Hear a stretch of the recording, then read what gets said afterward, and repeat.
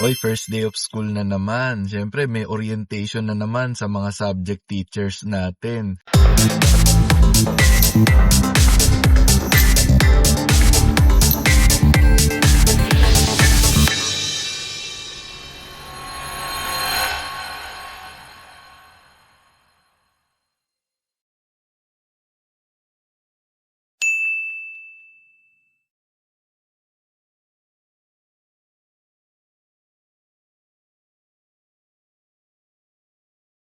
Gaano nga ba kahalaga ang classroom orientation para sa mga estudyante? Dito kasi nile-lay down ni teacher ang kanyang mga expectations, ang kanyang kung ano yung kanyang house rules para sa klase nang sa ganun hindi magkabiglaan on both sides, kay teacher at kay students.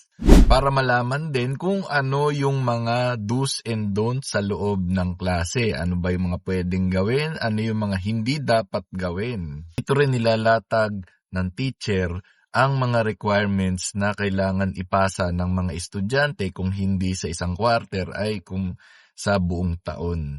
O di kaya pag sa college naman ay sa buong term kung ito ay prelim, midterm o finals. Ito rin dinidiscuss ang breakdown ng grades. Yan, siyempre kung ilang percent ang kailangan ang breakdown sa quizzes, sa recitation, etc. lalo na sa mga exams. Kaya napakahalaga talaga ang first day orientation ng mga teacher sa kanilang mga estudyante. Kasi siyempre dito malalaman ano bang i-expect, no? Tsaka siyempre ano ba yung dapat matutunan ng mga estudyante lalo na sa subject at kung ano yung dapat nilang i-comply.